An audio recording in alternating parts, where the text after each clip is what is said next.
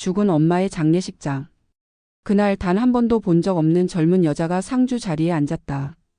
그리고 다음 날 엄마가 지키려 했던 집은 그 여자 이름으로 바뀌어 있었다. 외로움을 틈탄 그녀의 계략, 그리고 모든 걸 잃어가는 우리 가족. 하지만 그건 엄마의 유산을 훔치기 위한 연기, 그리고 귀신의 장난이었다. 가족을 지키기 위한 딸의 복수, 지금 시작된다. 검은 비가 내리는 날이었습니다. 서연은 평생 단 한 번뿐인 날을 맞이했습니다. 엄마의 장례식. 3년간의 투병 끝에 엄마는 결국 하늘나라로 떠났습니다. 서연은 엄마의 마지막을 지키기 위해 회사도 그만두고 간병을 도맡았습니다.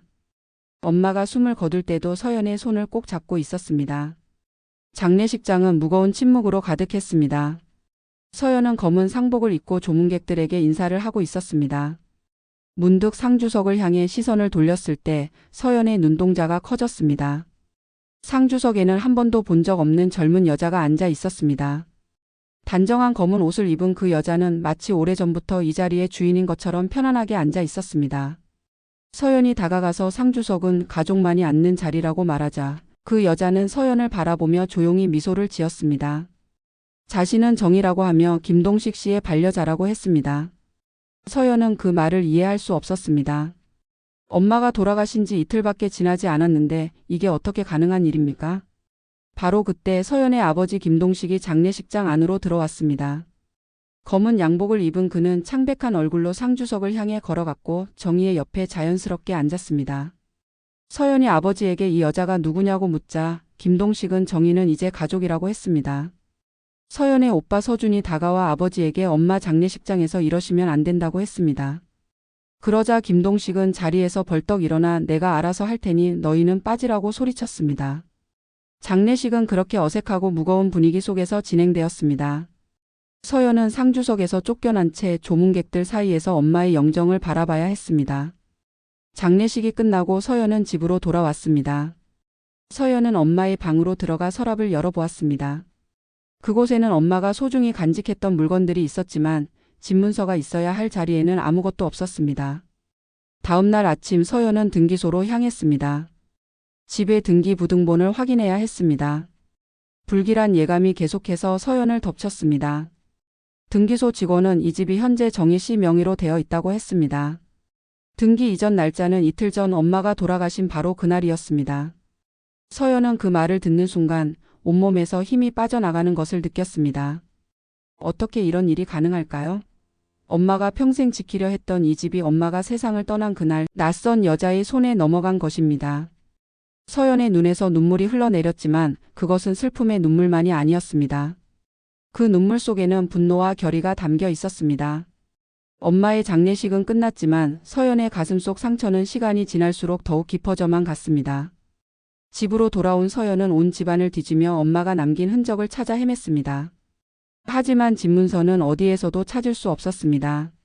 서연은 오빠 서준에게 전화를 걸었습니다. 우리 집 명의가 그 여자 이름으로 바뀌어 있다고 했습니다. 서준은 잠시 침묵했습니다. 그런 일이 어떻게 가능하냐며 놀랐습니다. 서연은 오늘 아침에 등기소에 가봤더니 이미 이틀 전에 정희 이름으로 명의가 바뀌어 있었다고 설명했습니다. 서준의 분노가 전화기 너머로도 느껴졌습니다. 서연은 엄마의 휴대폰을 찾아 살펴보았습니다. 갤러리를 열어보니 놀라운 것을 발견했습니다. 병원 침대에 누워있는 엄마의 모습, 그리고 그 옆에는 정희가 서 있었습니다. 서연은 더 많은 사진을 확인했습니다. 정희는 여러 차례 엄마의 병실을 방문한 흔적이 있었습니다. 더 충격적인 것은 정희와 아버지가 함께 있는 사진이었습니다. 엄마가 잠든 사이 두 사람은 서로를 바라보고 있었습니다. 서준이 도착했을 때 그는 이미 아버지를 만나고 왔다고 했습니다. 아버지가 정희와 결혼할 거라고 했으며 엄마가 돌아가시기 전부터 이미 만나고 있었다고 했습니다. 그리고 집도 정희에게 줬다고 했답니다. 서연은 휴대폰으로 발견한 사진들을 서준에게 보여주었습니다. 두 사람은 이 여자가 처음부터 계획적이었다는 데 동의했습니다. 정희는 분명 처음부터 아버지를 꼬드겨서 집을 차지하려 했을 것입니다. 그날 밤 서연은 엄마의 방에서 잠을 청했습니다. 엄마의 향기가 아직 남아있는 이불을 서연은 꼭 끌어안았습니다. 그리고 속삭였습니다. 엄마 걱정하지 마세요. 제가 반드시 이 집을 되찾을게요. 그리고 그 여자가 누군지 어떻게 우리 가족에 접근했는지 다 밝혀낼 거예요. 아침 햇살이 창문을 통해 스며들었지만 서연의 마음은 여전히 어둠 속에 갇혀 있었습니다. 서연은 아버지의 집을 방문하기로 했습니다. 아버지의 핸드폰을 확인해 봐야 한다는 직감이 강하게 들었기 때문입니다. 집에 도착하자 문은 반쯤 열려 있었습니다. 아버지 김동식이 문을 열었고 서연은 엄마 물건을 정리하러 왔다고 했습니다. 정희는 장보러 나갔다고 했습니다. 서연은 부엌으로 향했습니다. 커피를 준비하면서 아버지가 거실 소파에 앉아 핸드폰을 만지작거리는 것을 눈여겨보았습니다. 서연은 아버지에게 엄마가 돌아가신 뒤 어떤지 물었고 아버지는 많이 힘들다고 했습니다. 서연이 아버지에게 갑자기 다른 여자를 데려오면 엄마는 어떻게 생각할지 물었습니다. 아버지는 화를 내며 자리에서 일어났고 정희는 자신에게 위안을 주는 사람이며 엄마가 아플 때 자신이 얼마나 외로웠는지 서연은 모른다고 했습니다. 아버지가 방으로 들어간 사이 서연은 아버지의 핸드폰을 살펴보았습니다. 갤러리에는 충격적인 사진들이 가득했습니다. 정희와 함께 찍은 수많은 사진들이 있었고 그것도 최소 1년 전부터 시작된 것으로 보였습니다. 엄마가 병원에 입원해 있는 동안 정희와 함께 찍은 사진도 있었습니다. 정희가 등기소 앞에서 서류를 들고 웃고 있는 모습도 있었습니다. 서연은 이 사진들을 자신의 핸드폰으로 찍어두었고 아버지의 카톡방도 살펴보았습니다. 정희와의 대화에서 둘이 집 등기 이전을 완료했다는 내용과 서연이 의심하고 있다는 내용을 발견했습니다. 현관문이 열리는 소리가 들렸습니다. 정희가 장바구니를 들고 들어왔습니다. 서연은 재빨리 핸드폰을 원래 자리에 돌려놓았습니다. 정희는 서연에게 식사를 권했지만 서연은 곧 가야 한다고 했습니다. 서연은 엄마의 방으로 향했습니다. 그곳에서 엄마의 물건을 몇 가지 가방에 담았고 침대 밑에서 작은 봉투를 발견했습니다. 그 안에는 병원 CCTV 영상이 담긴 USB가 있었습니다. 집에 돌아온 서연은 USB를 노트북에 연결했습니다. 영상 속에는 엄마의 병실을 드나드는 정희의 모습이 담겨 있었고 충격적이게도 정희가 엄마의 링거 주사를 만지는 장면이 있었습니다. 서준이 도착하자 서연은 발견한 모든 것을 보여주었습니다. 둘은 이것이 단순한 불륜을 넘어선 범죄라고 생각했습니다. 서연은 정희에 대해 검색해 보았고 유산 상속사기 미수 사건 피의자 석방이라는 뉴스 기사를 발견했습니다. 그 기사 속 여자가 정희임을 직감적으로 알 수 있었습니다. 서연과 서준은 변호사를 만나 이 증거들을 상담해 봐야 한다고 결정했습니다. 그리고 아버지에게도 정희의 진짜 정체에 대해 알려야 한다고 생각했습니다. 이른 아침 서연은 엄마가 생전에 자주 찾았던 절을 향해 차를 몰았습니다. 봉화 스님은 서연의 방문을 예상한 듯 본당 앞에서 기다리고 있었습니다. 서연은 스님에게 모든 이야기를 털어놓았습니다. 장례식에서 갑자기 나타난 정희 집 등기가 바뀐 일, 아버지의 배신, 그리고 어제 발견한 충격적인 증거들까지. 봉화 스님은 엄마가 돌아가시기 몇 주 전에 저를 찾아왔었다고 했습니다. 엄마는 이미 자신의 죽음을 예감하고 있었고 아버지와 정희의 관계도 알고 있었다고 했습니다. 스님은 작은 함을 가지고 왔습니다. 그것은 엄마가 맡기고 간 것으로 때가 되면 서연에게 전해달라고 했다고 합니다. 서연이 함을 열어보니 낡은 일기장과 USB 그리고 공증된 유언장이 들어 있었습니다. 유언장에는 엄마의 모든 재산이 서연과 서준에게 균등하게 상속된다는 내용과 집은 어떠한 경우에도 남편에게 양도하지 말라는 단서가 있었습니다. USB에는 녹음 파일이 있었고 그것은 엄마와 정희의 대화였습니다. 정희는 엄마에게 이제 그만 포기하라고 했고 김동식은 이미 자신의 사람이며 곧 집도 자신의 것이 될 거라고 했습니다. 엄마는 아이들에게서 집을 빼앗을 수 없다고 했고 모든 준비를 해놨다고 했습니다. 정희는 엄마가 곧 이 세상 사람이 아닐 것이라고 말했습니다. 서연은 스님에게 더 많은 이야기를 들었습니다. 정희는 그저 사기꾼이 아니라 아버지의 과거 때문에 나타난 사람이라는 것입니다. 아버지는 젊었을 때 사업 파트너를 배신해 그를 자살로 몰았고 그 파트너의 딸이 바로 정희라는 것입니다. 정희는 아버지에게 복수하기 위해 접근한 것이었습니다. 서연은 함을 안고 절을 나섰습니다. 그녀는 오빠에게 전화해 발견한 것들에 대해 알렸고 둘은 곧 만나기로 했습니다. 서연의 집에서 두 남매는 엄마가 남긴 증거들을 살펴보았습니다. 정희의 성이 장이라는 것을 알게 되었고 이것이 우연이 아님을 확신했습니다. 아버지의 집으로 향하는 길, 서연의 마음은 복잡했습니다.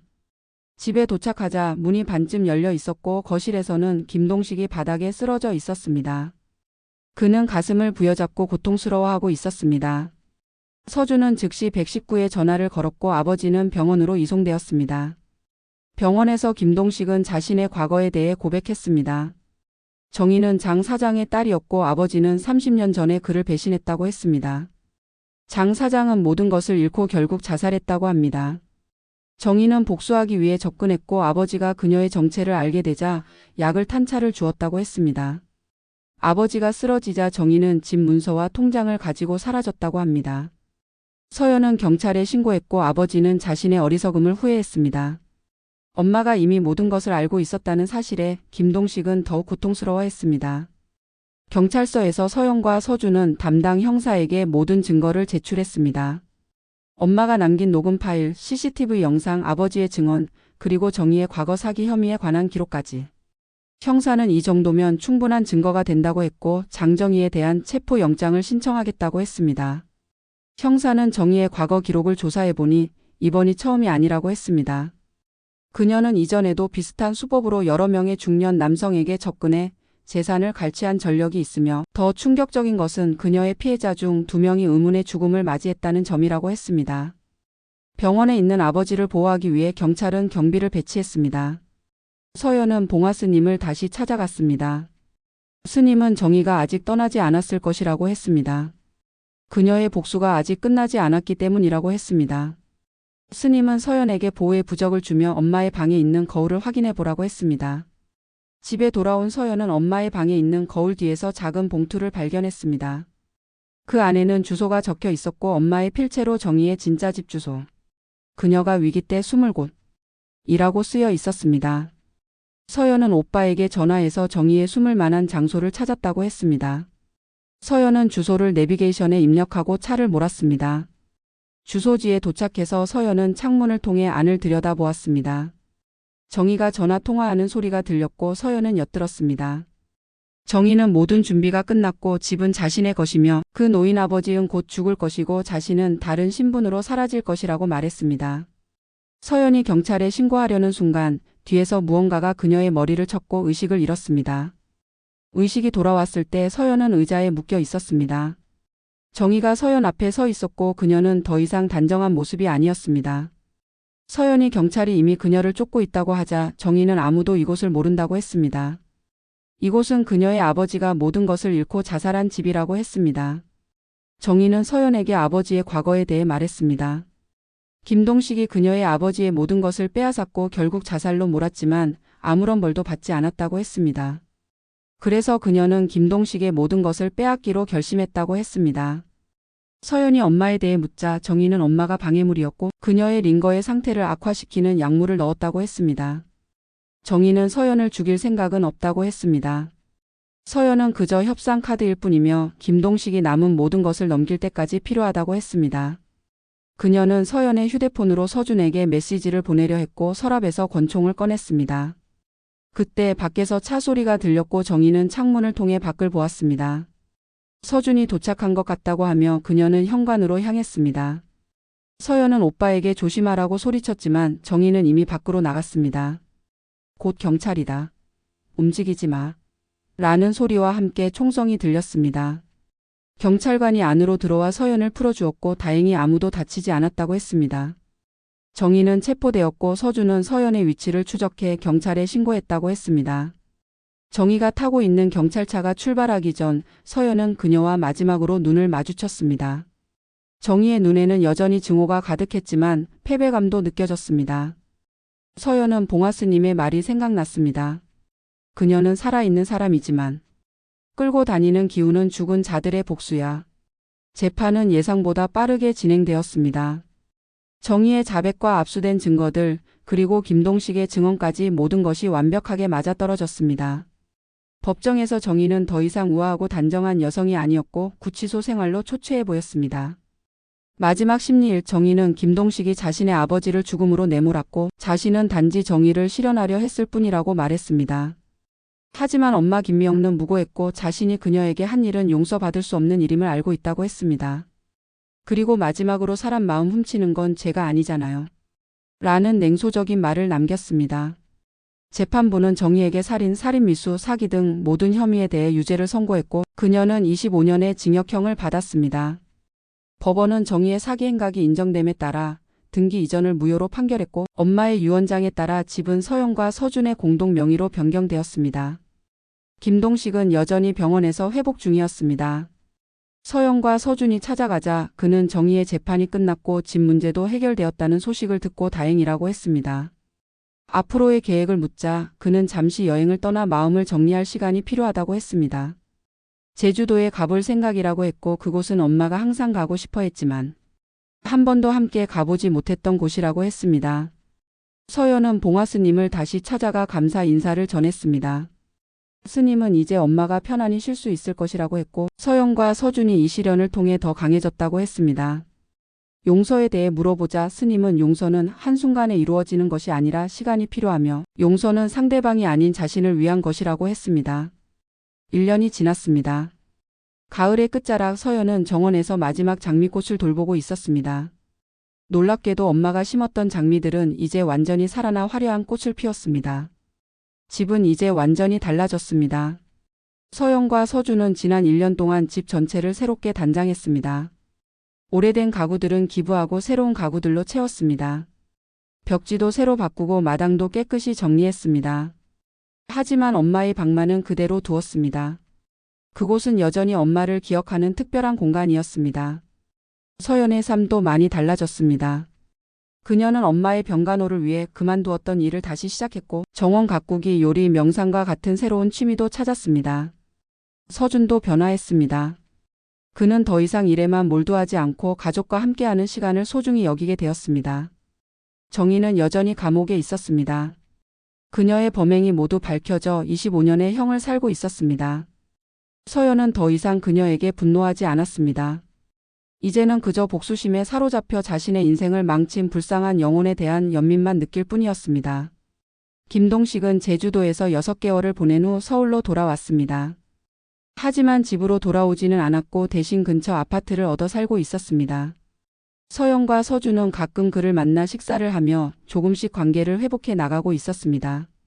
완전한 용서까지는 아직 시간이 필요했지만 적어도 이제는 함께 앉아 이야기를 나눌 수 있게 되었습니다.